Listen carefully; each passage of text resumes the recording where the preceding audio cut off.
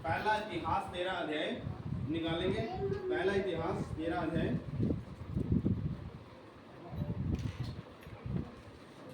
के अंदर रखी गई है।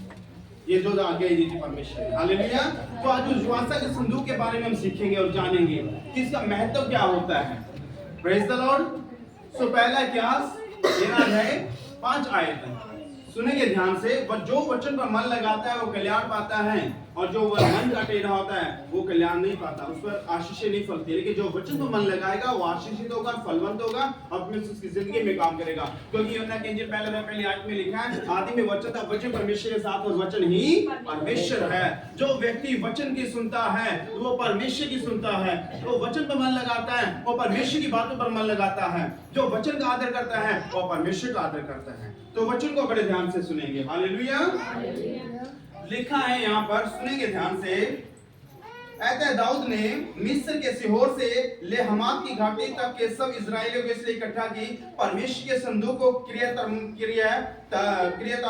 रीम से ले आए। तब दाऊद सब इजराइलियों को संग लेकर बाला को गया, जिसको क्रियता रीम भी कहलाता था, और योदा के भाग में था कि परमेश्वर यहोवा का संदूक वहां से ले आए। हालेलुया। वह तो क्रूबों पर विराजने वाला है, क्रूबों पर विराजने वाला, और उसका नाम भी यही लिया जाता है।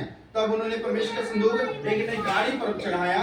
तब उन्होंने परमेश्वर का संदूक एक नई गाड़ी पर चढ़ाकर अबीनादाब के घर से निकाला, और उज्जा और अहो उस गाड़ी को हाँकने लगे। दाऊद और सारे इजरायली परमेश्वर के सामने तन मन से गीत गाते और वीणा और सारंगी, डफ और हड्डियां तुरियां बजाते थे। हालेलुया। तो ये वाचा का संदूक का जिक्र किया गया है। साउल के दिनों में वाचा का जो संदूक था, साउल राजा था, तो वहां रखा गया था। हालेलुया। साउल के दिनों में वहां रखा गया था। लेकिन साउल के बाद जब दाऊद राजा बन गया, तो राजा बनने के बाद दाऊद ने सोचा अब मैं उस संदूक को वहां से लेकर आऊं। हालेलुया। उस संदूक को वापस लेकर आऊं, दाऊदपुर में लेकर आऊं। दाऊदपुर दाऊद का नगर इजराइल के अंदर ही है। कह रहा मैं उसको वहां से लेकर अब यहाँ पर ले आऊं। तो उसने अहो याजा और उज्जा को लिया साथ में, और इजराइल को इकट्ठा किया, वाचा के संदूक को लेने के लिए गए। और वाचा के संदूक को उन्होंने एक बैलगाड़ी के ऊपर रखा, बैलगाड़ी में चढ़ाया, और बैलगाड़ी पर रखकर और बैलों में जोतकर और उस बैलगाड़ी पर लेकर उसको आने लगे। हालेलुया। और जब उसको लेकर आने लगे मेरे प्रियो, तो बैलगाड़ी जो थी और उसके ऊपर वाचा का संदूक रखा हुआ था, तो बैलगाड़ी को, बैलों को ठोकर लगी। हालेलुया। बैलों को ठोकर लगी, और जैसे ही वाचा का संदूक को नीचे गिरने लगा, तो वहां पे गुज्जा नाम का व्यक्ति था जो बैलों को हाँक रहा था, बैलों को चला रहा था। जैसे ही बैलों को ठोकर लगी और वाचा का संदूक जैसे ही गिरने लगा, उसने भाग कर उसने हाथ लगा लिया वाचा के संदूक। वाचा के संदूक उसने हाथ लगाया उस जाने, और परमेश्वर का क्रोध भड़क गया, और परमेश्वर का क्रोध भड़का। परमेश्वर ने उसी घड़ी उसको वहीं पर मार डाला। हालेलुया। अब परमेश्वर उसको वहीं पर मार डाला। क्यों मार डाला भाई? उसने कोई गुनाह थोड़ी किया था। उसने तो वाचा के संदूक को सोचा कि नीचे जमीन पर ना गिर जाए क्योंकि पवित्र है। उसने तो अच्छा सोचा था कि मैं इसको उठाऊं और इसके नीचे जमीन पर ना गिरने दे। उसने भाग के हाथ लगाया, उठाया, उसको गाड़ी पर चला रहा था, लेकिन उससे परमेश्वर भड़क उठा, क्रोध भड़क उठा। क्यों? उसने अच्छा काम किया, लेकिन परमेश्वर उसको दंड दिया, जान से मारा, उसी घड़ी जान से मार डाला। और दाऊद को बड़ा दुख हुआ, दाऊद बड़ा प्रसन्न हुआ और दुखी हुआ उस चीज को देखकर, है ना। क्योंकि ये बताना चाहता हूं मैं आपको कि वाचा का संदूक, मैंने चर्च स्टार्ट करने से पहले क्या बोला कि जो परमेश्वर की जो चीज है, ये है, वो है। जो परमेश्वर की चीज होती है पवित्र होती है, और जिसको अधिकार दिया जाता है वही उसको इस्तेमाल करे तो अच्छा रहता है। अब जो उज्जा था, है ना, तो उज्जा था, वो क्या था कि वो लेवी गोत्र का नहीं था मेरे प्रियो, और परमेश्वर ने सिर्फ लेवी गोत्रों को अधिकार दिया था कि वो परमेश्वर की चीजों को हाथ लगा सकते। हालेलुया। वो सारी चीजों को, क्योंकि लेवी गोत्र जो था वो याजकों का समाज था, याजकों का गोत्र था, वो पास्टरों का गोत्र था वो, है ना। और जब परमेश्वर इजराइलियों को मिस्र देश की गुलामी से छुड़ाकर लेकर आया, मिस्र देश की गुलामी से छुड़ाकर, फिरौन की गुलामी से छुड़ाकर लेकर आया कनान देश के अंदर, और जब कनान पर उन्होंने विजय प्राप्त कर ली, विजय हासिल कर ली, और जब याकूब के 12 गोत्र थे और 12 गोत्रों के अनुसार और उनका बंटवारा किया गया कनान देश का। कनान एक ऐसा देश था जहां पे दूध दही की धाराएं बहती थी, वो फलवंत देश था, बादाम की बारियां, अंगूरों की बारियां, और बहुत फलवंत देश था, अमीर देश था बिल्कुल, जैसे कि आज अमेरिका है, ऐसे उस टाइम में वो था कनान इजराइल देश, है ना। तो प्रभु का धन्यवाद करते हैं। उस 12 गोत्र में उसको डिवाइड किया गया, सबको, किसी को जमीन जायदाद दिया गया, किसी को भेड़ बैल बकरियां भेड़ घोड़े मतलब बांटा गया, सबको अलग अलग करके धन संपत्तियां बांट दी गई। लेकिन जो लेवी गोत्र था, परमेश्वर ने कहा, हे लेवी गोत्र, तू मेरा भाग ठहरा है और तेरा भाग मैं ठहरा हूं, तुझे कुछ नहीं दिया जाएगा। हालेलुया, तुझे कुछ नहीं दिया जाएगा क्योंकि तेरे हिस्से में मैं आया हूं। और जो भी तेरे भवन में आएगा, जो भी चर्च में आएगा, मंदिर में आएगा, वो सब तेरा होगा, उस पर तेरा अधिकार होगा। चाहे वो कुछ भी चढ़ाया जाए चर्च के अंदर, उस पर तेरा अधिकार होगा और वही तेरा भाग है। तुझे मैं धन संपत्ति जमीन जायदाद नहीं दूंगा। हालेलुया, मैं तुझे तेरा भाग जो ठहराता हूं, वो मैं मेरे भवन का ठहराता हूं, जो भी चर्च के अंदर चढ़ाया जाएगा वो तेरा होगा। हालेलुया। तो प्रभु का धन्यवाद, ये जो वाचा का सिंदूर था, उसको भी याजक जो थे, लेवी जो गोत्र था, वही उसको हाथ लगा सकते थे, दूसरा हाथ नहीं लगा सकता था। हालेलुया। और आगे जब हम पढ़ते हैं, क्या लिखा है यहाँ पर देखो, आगे सुनो ध्यान से, क्या लिखा है, कहते हैं कि जब वो उस वाचा के सिंदूर को गाड़ी पर चढ़ाकर लेकर आ रहे थे, तो अबीनादाब के घर से निकला और उस गाड़ी को हाँकने लगे। दाऊद और सारे इस्राएली परमेश्वर के सामने, सुनो ध्यान से, दाऊद और सारे इस्राएली परमेश्वर के सामने तन मन से गीत गाते, वीणा बजाते, सारंगी बजाते, डफली बजाते, झांझ बजाते और तुरियां बजाते थे। हालेलुया। यानी कि चर्च का सामान है ना सारा, वो शिव का आराधना का सामान है ना सारा, है ना। और वो दाऊद और याजकों को दिया था परमेश्वर ने कि याजक लोग इसको इस्तेमाल कर सकते हैं, दूसरे दान गोत्र का इस्तेमाल नहीं कर सकता, है ना। बिन्यामीनी गोत्र के इस्तेमाल नहीं कर सकते, एफ्राइम के गोत्र के इस्तेमाल नहीं कर, मनसे के गोत्र के इस्तेमाल नहीं कर सकते। जो याकूब के जो 12 गोत्र थे, यानी कि 12 बेटे थे याकूब के, और 12 बेटों के नाम पर ही वो बांटा गया था। हालेलुया। इसलिए सिर्फ लेवी गोत्रों को अधिकार दिया गया है मेरे प्रियो, दूसरा उस चीज को हाथ नहीं लगा सकता। हालेलुया। जो चर्च का जो सामान है वो सिर्फ याजकों का हक है और याजक ही उसको हाथ लगा सकते हैं, दूसरे उसको अधिकार नहीं लगा सकते, उसको नहीं छेड़खानी कर सकते उसके साथ। इसलिए मैंने आपको बोला कि कोई भी अपने बच्चों को समझाए, आप अपने बच्चों को समझाएं कि कोई भी छेड़छाड़ ना करे। हालेलुया। और कोई भी इस पवित्र वेदी के ऊपर भी आकर ना खड़ा हो, ध्यान रखें, है ना। क्योंकि जो परमेश्वर की जो पवित्र वेदी होती है, वहां पर परमेश्वर का पवित्र सिंहासन होता है। मैंने आज तक अपनी पत्नी को अधिकार नहीं दिया यहाँ खड़ा होने का, मेरी वाइफ को अधिकार नहीं दिया। हालेलुया। मैंने लविश को अधिकार नहीं दिया यहाँ खड़ा होने का इसके ऊपर। क्यों? मेरी फैमिली है, मैं चाहूँ तो दे सकता हूँ अधिकार। हालेलुया। मेरी पत्नी खुदा की दासी है, पास्टरनी है, ये खड़ी हो सकती है, अधिकार है इसका, है ना। लेकिन जब तक मुझे परमेश्वर ना दे, मैं कैसे उसको बोल दूंगा कि आगे खड़ा हो जा। जब तक मुझे परमिशन आ गया तो मैं अपनी पत्नी को भी यहाँ खड़ा होने की परमिशन नहीं दे सकता इस पवित्र वेदी के ऊपर। हालेलुया। तो सोचो, जब मैं अपनी पत्नी को और लविश को मैं इनको अधिकार नहीं देता यहाँ खड़ा होने का, कुछ तो वजह कि मैं क्यों नहीं देता। हालेलुया। इसीलिए मैं आपको भी समझाता हूँ कि आप भी कोई भी ध्यान रखिए, कभी भी यहाँ पर आके ना खड़ा हो। हालेलुया। परमेश्वर के सामान को छेड़खानी ना करे, इसके ऊपर आकर खड़ा होकर इसको तोड़फोड़ ना करे, इसको जिसकी ड्यूटी लगाई जाए वही करे उस चीज को। हालेलुया। क्योंकि जो चर्च का जो सामान होता है वो परमेश्वर का होता है, परमेश्वर का हक होता है, परमेश्वर का अधिकार होता है। चर्च के अंदर कुछ भी इंस्ट्रूमेंट हो, क्या क्या इंस्ट्रूमेंट का जिक्र किया गया है, डफली, झांझ, तुरियां, सारंगियां, बीड़ा, जो भी है उस टाइम के जो साज होते थे, वो साज क्या थे, वो साज परमेश्वर के याजकों को ही उसका हक दिया गया था, याजक इसको हाथ लगा सकते हैं, है ना। जो परमेश्वर के भवन में जो आ गया सामान वो परमेश्वर का होता है, तो परमेश्वर की मोहर लग जाती है स्वर्ग से वो, क्योंकि जो परमेश्वर के से रिलीज होता है परमेश्वर की ओर से होता है, और वो चर्च के अंदर ही रखा जाता है। हालेलुया। वो चर्च के अंदर ही रखा जाता है, उसको मैं अपने घर भी नहीं रख सकता। मैं इसको चाहूं तो मैं हर रोज, अगर चाहूं मैं हर रोज इस सारे सामान को अपने घर ले जाऊं उठा के, मैं अपने घर भी नहीं लेके जा सकता, क्योंकि जो प्रभु है सो प्रभु का है, उसमें हमारा भी अधिकार नहीं, मेरा भी अधिकार नहीं है। हालेलुया। मैं इस पर अधिकार नहीं जता सकता कि ये सामान मेरा है, मेरी प्रॉपर्टी है, नहीं, ये परमेश्वर की प्रॉपर्टी है, परमेश्वर का ये इंस्ट्रूमेंट है, ये परमेश्वर की चीज है, तो परमेश्वर का ही अधिकार है इसके ऊपर, और परमेश्वर ही इसको इस्तेमाल कर सकता है, और जिसको अधिकार देगा वो इसको इस्तेमाल कर सकता है। ये परमेश्वर की ओर से डिसाइड होता है, ये परमेश्वर अधिकार देता है, किसी मनुष्य की ओर से हमें अधिकार नहीं मिलता। तो इसलिए तो मैंने आज अपनी पत्नी को अधिकार नहीं दिया, क्योंकि जब तक इसे संत पौलुस लिखता है, हर एक अधिकार, हर एक दान, हर एक वरदान ऊपर स्वर्ग से रिलीज होता है। वो स्वर्ग से जब तक ना मिले हम धरती में नहीं दे सकते, जब तक स्वर्ग से ना मिले धरती में नहीं दे सकते, है ना। भले मेरी वाइफ है, ठीक है, लेकिन मैं जब तक परमेश्वर मुझे आज्ञा ना दे या स्वर्ग से इसको वो चीज ना मिले, मैं इसको अधिकार नहीं दे सकता किसी भी चीज की। हालेलुया। तो ऐसे विश्वासी हैं बल्कि हमारा तो अधिकार है, हम तो लेवी गोत्र के, हम तो याजकों के समाज है, हम याजक हैं। मेरी वाइफ ये भी याजक ही है, खुदा की दासी है, तो ये भी पास्टर है, तो ये भी याजक है। लेकिन इसको भी जब तक अधिकार ना मिले, परमेश्वर से परमिशन हो, तो हम इसको भी नहीं दे सकते मेरे प्रियो। हालेलुया। तो खुदा उनका धन्यवाद करते हैं। जो उज्जा था, उज्जा को हक नहीं था, उज्जा को अधिकार नहीं था कि वो वाचा के संदूक को हाथ लगाए। हालेलुया। क्योंकि वो लेवी गोत्र का नहीं था, याजकों में नहीं गिना जाता था। हालेलुया। तो याजकों में नहीं गिना जाता था, इसीलिए परमेश्वर उसको वहीं पर मारा, उसी टाइम मार डाला परमेश्वर ने। Praise the Lord. सो खुदावन का धन्यवाद करते हैं मेरे प्रियो। तो इसलिए आप लोग भी ध्यान रखें। हालेलुया। और परमेश्वर धन्यवाद करते हैं खुदावन का। आगे जब आप पढ़ते हैं, आगे लिखा है, और तब दाऊद प्रसन्न हुआ इसलिए कि यहोवा उज्जा पर टूट पड़ा था, और उसने उस स्थान का नाम पेरेसूजा रखा। यह नाम याद तक बना है। उस दिन दाऊद परमेश्वर से डर कर कहने लगा। हालेलुया। उस दिन दाऊद भी डर गया, और दाऊद डर कर परमेश्वर से कहने लगा, मैं परमेश्वर के संदूक को अपने यहाँ कैसे ले आऊं।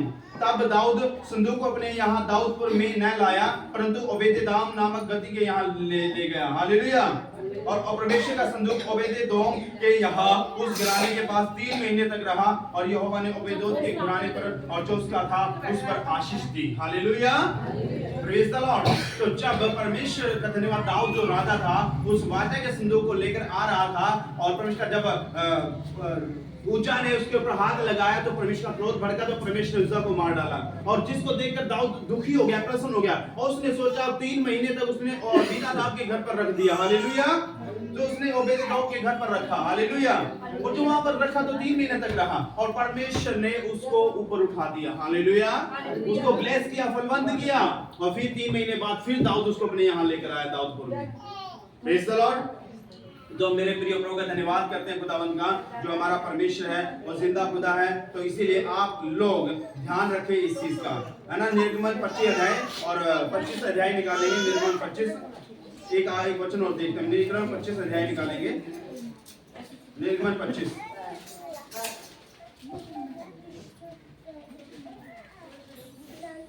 हालेलुया। 25 की 22 देखेंगे। निर्गमन 25 अध्याय 22 आयत में स्टार्टिंग में ही है। निर्गमन 25 के 22 में लिखा है, स्टार्टिंग में ही है। यहाँ भी वाचा का संदूक का जिक्र किया गया है, वाचा का संदूक का यहाँ भी जिक्र किया गया है। हालेलुया। जब मूसा को आज्ञा दी थी परमेश्वर ने, हे मूसा तू वाचा का संदूक बना, तो मूसा ने वाचा का संदूक तैयार किया था, क्योंकि परमेश्वर ने उसको आज्ञा दी थी बनाने के लिए। हालेलुया। तो 22 आयत में जब हम लिखते हैं कि मैं उसके ऊपर रहकर तुझसे मिला करूंगा। हालेलुया। जो वाचा का संदूक था, जो बनाया, और मूसा और जो मिलाप वाला तंबू बनाया गया, मिलाप वाले तंबू के अंदर जो मिलाप वाला तंबू बनाया गया, और मिलाप वाले तंबू के अंदर वाचा के संदूक को रख दिया गया। और परमेश्वर क्या कह रहा है मूसा से, कह रहे हैं कि जब तुम मिलाप वाले तंबू के सामने आकर मुझसे प्रार्थना किया करेगा, तो मैं उसके ऊपर आकर, उस वाचा के संदूक के ऊपर रहकर, और उस मिलाप वाले तंबू के ऊपर आकर मैं तुझे आशीष दिया करूंगा। हालेलुया। तुझे फलवंत किया करूंगा, और इस्राएलियों के लिए जितने आज्ञाएं मुझको तुझे देनी होगी, उन सबों के विषय में प्रायश्चित के ढकने के ऊपर से और उन करूबों के बीच से जो साक्षी पत्र के संदूक पर होंगे तुझसे वार्तालाप किया करेंगे। हालेलुया। जब मैं उस वाचा के संदूक के ऊपर आकर ठहरूंगा और उसके ऊपर रहकर मैं तुझसे बात करूंगा, और जो आज्ञा इस्राएलियों को देनी होगी मैं वो आज्ञा तुम्हें दूंगा, तू इस्राएली को वो आज्ञा देना, और तू इस्राएली को आज्ञा बताना। हालेलुया। और जो करूब, जो वाचा के संदूक जो बनाया गया था, उसके दोनों साइड में करूब बनाए गए थे। हालेलुया। करूब बनाए गए थे, और कहना उन करूबों के बीच में से होकर मैं तुझसे बात करूंगा। हालेलुया। सो वाचा का संदूक जो है, परमेश्वर का धन्यवाद करते हैं, आज भी वो इस्राएल के अंदर विद्यमान है मेरे प्रियो, वो पवित्र माना जाता है, क्योंकि परमेश्वर का धन्यवाद करते हैं। इसलिए हमें भी बड़ा चौकसी करनी चाहिए और चौकसी से रहना चाहिए। इसीलिए हम जिसको अधिकार परमेश्वर दे, उसी को उस चीज को इस्तेमाल करने का अधिकार होता है। बिना परमेश्वर की इजाजत के हम किसी को कोई अधिकार नहीं दे सकते। हालेलुया। तो इसलिए आप लोग ध्यान रखें, अपने बच्चों को आप संभाल कर रखें, और कोई भी आगे से ध्यान रखें कि कोई भी परमेश्वर के चर्च के सामान को हाथ ना लगाए। जिसको अधिकार दिया जाए वो इसको लगाएगा, इसको छेड़ेगा और इसको हाथ लगा सकता है, कोई दूसरा ना लगाए। हालेलुया। तो खुदावंद का धन्यवाद करते मेरे प्रियो। और प्रभु की जो आज्ञाएं थी, हालेलुया, और जो वाचा के संदूक के अंदर जो आज्ञाएं रखी गई, जो वो लिखा है कि तू मुझे छोड़ दूसरों को ईश्वर करके न मानना। सबसे पहली आज्ञा जब आप परमेश्वर ग्रहण करते हैं मेरे प्रियो, उस वाचा के संदूक के अंदर जो रखी गई है 10 आज्ञाएं रखी गई हैं, 2 तख्तियों के ऊपर लेकर ये 10 आज्ञाएं वाचा के संदूक के अंदर रखी गई हैं। तो सबसे पहले आज्ञा है कि तू मुझे छोड़ दूसरों को ईश्वर करके न मानना। हालेलुया। तो हमें अपने परमेश्वर की महिमा करनी, अपने जीवित परमेश्वर की तारीफ करनी, उसकी स्तुति, उसकी आराधना करनी, उसके नाम को चढ़ाना। हालेलुया। दूसरी आज्ञा थी तुम अपने लिए कोई मूर्ति खुद करना है, बनाना। हालेलुया। इसलिए आज हम अपने घरों में परमेश्वर की कोई मूर्ति नहीं बनाते, जीसस की कोई मूर्ति स्टैचू बना के जीसस का घर के अंदर पूजा नहीं करते। परमेश्वर ने आज्ञा दिया क्योंकि क्या तुम नहीं जानते तुम्हारी देह मेरा मंदिर है, तुम्हारा शरीर ही परमेश्वर का मंदिर है। तुम्हें अपने शरीर को परमेश्वर का मंदिर बनाना है, ना कि संसारिक आपको घर के अंदर मंदिर बनाने की जरूरत है। अपना आप अपने शरीर को ही परमेश्वर का मंदिर बना लें और उस मंदिर के अंदर परमेश्वर को बिठा लें, है ना। इस मंदिर के अंदर परमेश्वर को बिठाएं। कैसे बिठा सकते हो परमेश्वर को? उसकी मूर्ति बनाने की जरूरत नहीं आपको जीसस की, आपको वचन को अंदर बिठा लो। वचन जो सिखाया जाता है उस वचन को अंदर बिठा लो, तो समझो कि परमेश्वर आपके दिल पे बैठ जाएगा, नहीं आपका दिल उसका सिंहासन बन जाएगा। अपने दिल को परमेश्वर का सिंहासन बना लो वचन के द्वारा। जब वचन को मानोगे, वचन को लागू करोगे, वचन पर चलोगे, वचन के अनुसार चलोगे, तो परमेश्वर आपको ब्लेस करेगा, फलवंत करेगा और आपका शरीर परमेश्वर का मंदिर बन जाएगा। जब तक इस वचन को नहीं मानोगे, इस वचन के अनुसार नहीं जियोगे मेरे प्रियो, तो आप फलवंत कभी भी नहीं हो सकते। इस वचन की आज्ञा में रहकर चलना हमारे लिए बहुत जरूरी है। इस वचन के अनुसार जीवन जीना बहुत जरूरी है। हालेलुया। और तो आगे लेकर तू अपने परमेश्वर का नाम व्यर्थ न लेना, तो अपने परमेश्वर का नाम व्यर्थ न लेना। हालेलुया। अपने परमेश्वर के नाम से कभी झूठ मत बोलना। हमने परमेश्वर के नाम से जैसे बात पर कसम खाते हैं ना कि मैं कसम खाता हूँ, है ना, और मतलब बात पर कसम खाते हैं, लेकिन परमेश्वर कहता है तो मेरी कभी कसम मत खाना। हालेलुया। परमेश्वर की कसम कभी मत खाना, उसका नाम व्यर्थ में कभी मत लेना। हालेलुया। तो अगली आयत है, तो विश्राम दिन को पवित्र करके स्मरण करना। इनके विश्राम दिन, सब्त का दिन, यानी कि छठा 7वां दिन, जो परमेश्वर 6 दिन में सृष्टि को बनाया, 7वां दिन विश्राम, 7वां दिन उसने अपने महिमा के लिए ठहराया, विश्राम दिन ठहराया। तो 7वां दिन को क्या करना है? पवित्र करके मानना है। 7वें दिन को यानी संडे के दिन को पवित्र करके मानना है। पवित्रताई के साथ परमेश्वर के सामने आना है और अपने जीवन को प्रतिदिन पवित्रताई के साथ जीना सीखें, है ना। झूठ ना बोले, गाली ना दे, झूठी कसम ना खाए, किसी के बारे में झूठी साक्षी ना दे, किसी के बारे में झूठी कोई भी गलत बात ना बोले। हालेलुया। तो अगली आयत लिखा है, तो खून न करना। हालेलुया। यानी कि लिखा है कि तू विश्वासघात से किसी का खून मत करना, धोखाधड़ी से किसी का खून मत करना, किसी के साथ लड़ाई झगड़ा हो जाए तो उसको मारना मत जान से, है ना। धोखाधड़ी से उसको वार मत करना उसके ऊपर, किसी का तो धोखाधड़ी के साथ खून मत करना। हालेलुया। आगे लेकर तू व्यभिचार न करना। हालेलुया। तो सबसे ज्यादा खतरनाक जो आ गया है जिसका हमें पालन करना, सबसे खतरनाक जो है वो है तू व्यभिचार न करना। आज इंसान 2 ही जगह गिरता है, लालच में गिरता है, पैसे के लालच में गिरता है, घमंड आ जाता है, या फिर वो प्राइज लड़की के चक्कर में गिरता है, प्राइज स्त्री के चक्कर में गिरता है व्यभिचार में। और तीसरा घमंड, है ना। 3 चीजें हैं, घमंड, लालच और प्राइज स्त्री। कहने के परमेश्वर 3 चीजों से बच के रहना है। और व्यभिचार सबसे खतरनाक है, क्योंकि जितनी भी पाप मनुष्य करता है वो सारे पाप शरीर के बाहर होते हैं। हालेलुया। जितने भी मनुष्य पाप करता है वो सारे पाप क्या शरीर के बाहर होते हैं, लेकिन व्यभिचार एक ऐसा पाप है जो हम शरीर के अंदर वर्क करते हैं। हालेलुया। जब इंसान एक पाप करता है, इंसान अपनी पत्नी को छोड़कर दूसरी पत्नी को अपनी पत्नी बनाता है और व्यभिचार करता है, तो जितने श्राप उस लेडी के जीवन में जितने श्राप होंगे, चाहे कर्जे को हो, चाहे गरीबी को, चाहे बीमारी के हो, चाहे वो उसके श्रापों को अपने अंदर ले लेता है। हालेलुया। उसकी बीमारियों को अपने अंदर ले लेता है यदि ऊपर उसके भय मानने वाला व्यक्ति है। हालेलुया। तो हमें इससे भी बचना है। आगे लिखा तू चोरी न करना। हमें चोरी भी नहीं करना, चोरी करना भी पाप है मेरे प्रियो। और कह रहे हैं कि तू किसी के विरुद्ध झूठी साक्षी न देना, यानी कि हमें किसी के विरुद्ध झूठी साक्षी भी नहीं देनी है, झूठी गवाही भी नहीं देनी है। हालेलुया। अब मान लीजिए किसी के ऊपर कोर्ट केस, वाले किसी के ऊपर कोई कोर्ट केस है, हालेलुया, कोई केस चल रहा है और आपको बुला लिया जाए गवाही के लिए, और आपसे जज पूछे या वकील पूछे कि हाँ भी क्या आपने इस भाई को ये गलत काम करते हुए देखा है, और आप जो आप जो जिस भाई ने केस किया उस व्यक्ति के ऊपर, है ना, और तू सोची कि मेरा भाई है, मेरा दोस्त है, और इसके चक्कर में, इसके प्रेम में झूठ बोल दूं, उस बंदे को फंसा दूं, झूठी गवाही दे दे, ताकि उसने पाप भी ना किया, वो निर्दोष हो, और तुम झूठी गवाही दे दो कि हाँ मैंने इस भाई को देखा ये गलत काम, ताकि उसने देखा भी ना हो, यदि वो झूठी गवाही दे देता उसके खिलाफ, तो समझो कि वो पाप कर रहा है, परमेश्वर से नफरत करता है, तो हमें झूठी गवाही भी नहीं देनी है। हालेलुया। आगे लिखा, तू किसी के घर का लालच नहीं करना। हालेलुया। तू किसी के घर का लालच नहीं करना, ये नहीं कि परमेश्वर का धन्यवाद करते हैं खुदावंद का, आपके घर में परमेश्वर जो भी आपको खाने को देता है उसका धन्यवाद करके उसे खाओ और उसका धन्यवाद करो, और जब आपको कोई घर पे बुला ले, खाने पे इनवाइट कर ले, तो आप उसके घर का लालच ना करें। हालेलुया। पास्टर को खाने भी बुला ले, वो दूसरे घर का लालच ना कर ले। जो भी घर के अंदर बनाया जाए, चाहे सब्जी हो, चाहे चटनी हो, चाहे दाल हो, जो भी आदर मान के साथ उसके सामने रखा जाए, उसको ग्रहण करो और प्रार्थना करो, उस परिवार को आशीष दे के चलो। ये नहीं कि पहले फोन पे कर दे कि भाई बहन मैं आ रहा हूँ, बहन मैं तेरे घर पे आ रहा हूँ आज, और बढ़िया सा खाना बना लेना, आज ये बना लेना, हलवा बना लेना, खीर बना लेना, चिकन बना लेना। परमेश्वर कहता है तो किसी घर का ऐसा लालच मत करना। हालेलुया। जो भी तेरे सामने वो परिवार आदर मान के साथ रख से, उसको आदर मान के साथ ग्रहण करना, और आदर मान के साथ ग्रहण करके खाकर उस परिवार को आशीष देकर प्रार्थना करके चलते बनना। हालेलुया।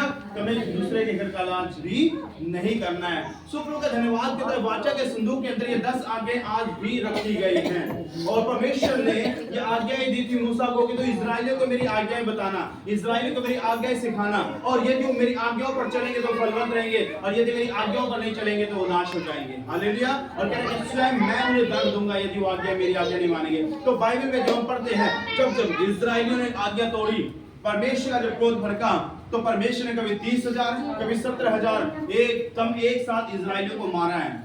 और जब मारना शुरू किया परमेश्वर ने उनको, तो वो गिड़गिड़ाते फिर गए मूसा के पास, हे मूसा तेरे परमेश्वर का क्रोध भड़क गया, तू दया तेरी प्रार्थना सुनता है परमेश्वर, तू प्रार्थना कर उसका क्रोध शांत हो जाए, और तू हमें हमारे लिए विनती कर उसका क्रोध शांत हो जाए ताकि मरी थम जाए। और फिर मूसा जाता था और मूसा परमेश्वर के सामने घुटने टेकता था, गिड़गिड़ाता था, हे मेरे परमेश्वर ये तेरे लोग हैं, तू इन पर दया कर परमेश्वर, और इन्हें माफ कर पिता परमेश्वर, तू जानता है ये हठी लोग हैं प्रभु, लेकिन तू इन्हें पिता परमेश्वर मिस्र देश से निकाल कर लेकर आया है, और कहीं ऐसा ना हो कि लोग ये कहावत कहें कि इनका परमेश्वर इनको रास्ते में मारने के लिए लेके गया था।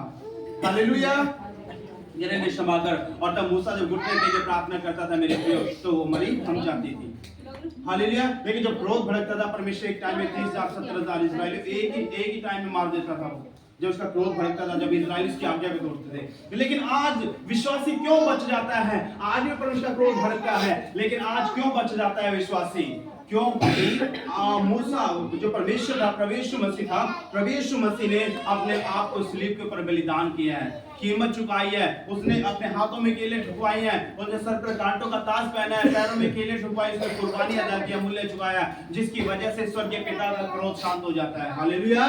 जब आप कोई पाप करते हैं, जब आप कोई गुनाह करते हैं, जब आप कोई पाप करते गुनाह करते परमेश्वर आगे तोड़ते हैं, परमेश्वर जब क्रोध भड़कता है तो हम परमेश्वर मसीह को पुकारते हैं, और फिर परमेश्वर मसीह स्वर्गीय पिता के सामने गिड़गिड़ाता है, हे मेरे पिता मेरे बच्चों को क्षमा कर, मेरे बेटे बेटी को क्षमा कर, क्योंकि मैंने इसके लिए अपनी जान दी है, मैंने इसके लिए कोड़े खाए, अपने शरीर पर 39 कोड़ों की मार को मैंने सहा है, उस किलो के दर्द को मैंने सहा है। परमेश्वर मेरे बेटे को क्षमा कर, और तब यह शांति मिल जाती है, माफी मिल जाती है, हम बच जाते हैं। बहुत से लोग बहुत से विश्वासी पाप करते हैं और कहते हैं कुछ होता नहीं है, परमेश्वर कुछ नहीं करता। मेरे प्रियो, परमेश्वर का क्रोध बढ़ता है, लेकिन परमेश्वर मसीह की वजह से वो शांत हो जाता है, और परमेश्वर आपके दुखों के लिए परमेश्वर के सामने गिड़गिड़ाता है, और परमेश्वर मसीह क्षमा मांगता है आपके लिए परमेश्वर पिता के सामने कि पिता इन्हें माफ कर, क्योंकि परमेश्वर मैंने अपने लहू के द्वारा तुझसे वाचा बांधी है। हालेलुया। जब नूह के दिनों में पाप इतना बढ़ गया, नूह के दिनों में पाप इतना बढ़ गया मेरे प्रियो, बहुत ज्यादा पाप हो गया नूह के दिनों में, और परमेश्वर का क्रोध भड़क गया कि मैंने जो मनुष्य बना, जो जाति बनाई, वो पापी हो गई है, और इतना पाप करने लगी है हद से ज्यादा। उसने मेरी आज्ञा को तोड़ना शुरू कर दिया है, मेरी विधियों को मानना शुरू कर दिया है, मेरी व्यवस्था से बाहर जाने लगे हैं, है ना, मेरी आज्ञा को तोड़ने लगे हैं, मेरे आज्ञा के विरुद्ध हो गए हैं। हालेलुया। तो परमेश्वर का धन्यवाद। परमेश्वर ने नूह को कहा है, नूह चल तू एक ऐसा जहाज बनाना शुरू कर दे, क्योंकि मैं इस जल पर लेकर आऊंगा इस देश के अंदर और सबको नाश करूंगा। हालेलुया। चले जल पर लेकर आऊंगा, मैं सारी सृष्टि को नाश कर दूंगा, सारे संसार को नाश कर दूंगा। तो मूसा ने जहाज बनाना शुरू किया, नूह ने जहाज बनाना शुरू कर दिया। हालेलुया। और नूह ने जहाज बनाया, और नूह ने जहाज जब बनाया, नूह ने चिल्लाना शुरू कर दिया। नूह रोज चिल्लाता था, हे मेरे लोगों, तुम क्षमा मांग लो परमेश्वर से, माफी मांग लो, पापों को छोड़ दो, प्रायश्चित कर लो, नहीं तो परमेश्वर का क्रोध भड़कने वाला है, वो परमेश्वर नाश करने वाला तुम सब लोगों को, और मेरी मान लो। लेकिन लोगों ने उसकी एक नहीं सुनी, कहा नूह तो पागल है, नूह तो पागल हो चुका है, नूह तो हर रोज का काम हो गया, नूह को तो चिल्लाने का, नूह की मत सुनो, नूह की बातों पर मन मत लगाओ, और नूह को पागल कहने लगे। और नूह की बातों को एक नहीं सुनी किसी ने भी, नूह की बातें एक भी नहीं सुनी किसी ने, मन नहीं लगाया। और परमेश्वर का धन्यवाद करते हैं मेरे प्रियो, परमेश्वर का धन्यवाद के जल प्रलय हुई। हालेलुया। जल प्रलय हुई, और जल प्रलय में परमेश्वर ने मनुष्य क्या, जमीन क्या, पेड़ पौधे क्या, पहाड़ क्या, मैंने सब कुछ डुबा दिया। पहाड़ कितने ऊंचे ऊंचे होते हैं, पेड़ कितने ऊंचे ऊंचे होते हैं, सब जल प्रलय के साथ परमेश्वर ने डुबो दिया, सब कुछ सब नाश कर दिया। और परमेश्वर का धन्यवाद, सिर्फ नूह की फैमिली बची थी, और नूह के परिवार में नूह और नूह की पत्नी और 3 बेटे और उसकी बहुएं, सिर्फ 8 प्राणी थे। और परमेश्वर ने मूसा को आज्ञा देते हुए नूह को आज्ञा देती है, नूह सब जितने भी धरती के ऊपर जोड़े हैं, एक एक जोड़ा लेना, बस सबका एक एक जोड़ा लेना। कबूतर कबूतरी है ना, कबूतर कबूतरी, कुत्ती गधा गधी है ना, कह ऊंट ऊंटनी, कह हर एक चीज का जोड़ा, सिर्फ एक एक जोड़ा चढ़ाना, सबका एक एक जोड़ा, बाकी सबको मैं नाश करूंगा। और नूह ने एक एक जोड़ा लिया, सारी जातियों में से एक एक जोड़ा ले लिया, और 8 प्राणी वो थे उसकी फैमिली के, और वो जहाज के अंदर चढ़ गए। और मेरे प्रियो उनका धन्यवाद करते हैं। और परमेश्वर ने जल प्रलय की, और सारा सृष्टि नाश हो गया, तबाह हो गया, सब कुछ खत्म। हालेलुया। और फिर परमेश्वर का धन्यवाद, परमेश्वर पछताया, और परमेश्वर पछताया तो परमेश्वर ने नूह को कहा, हे नूह, मैं मेरे लोगों को मार कर पछताया हूँ, और मैं आज से तुझसे वाचा बांधता हूँ, मैं आज तुझसे वाचा बांधता हूँ। और कह रही है इंद्रधनुष को देखो, जब कभी हम देखते हैं ना, जब बारिश के बाद इंद्रधनुष आता है ऐसे, है ना, तो इंद्रधनुष होता है ऐसे पीले कलर का, लाल पीले कलर का, वो वाचा थी, परमेश्वर ने वाचा बांधी थी नूह के साथ। कह रहे नूह, ये इस चीज की, ये चीज जो मैं इंद्रधनुष बना रहा हूँ, कह रहे ये मुझे याद कराएगा, और इसको देखकर मैं आगे से कभी भी जल प्रलय के साथ नाश नहीं करूंगा संसार सृष्टि को, जैसे मैंने अब किया है, दोबारा ऐसे मैं फिर कभी नाश नहीं करूंगा, मैं वाचा बांधता हूँ तुमसे।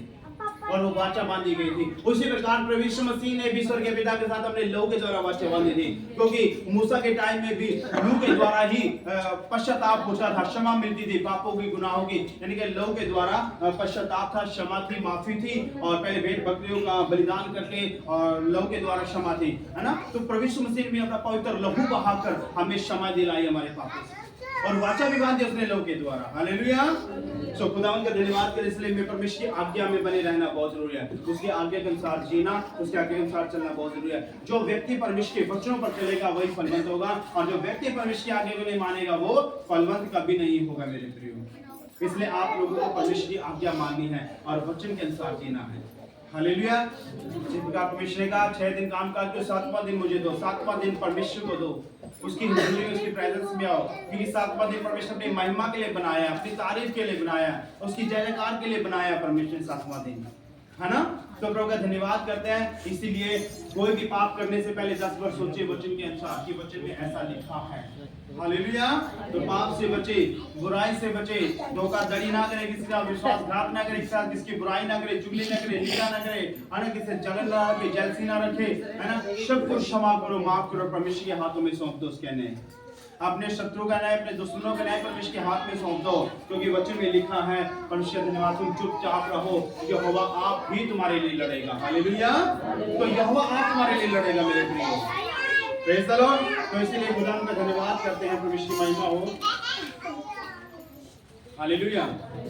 ये ना जगह कम पड़ जाते हैं, भीड़ हो जाती है, शोर शराबा बहुत होता है, अगर खुली खुली जगह हो ना तो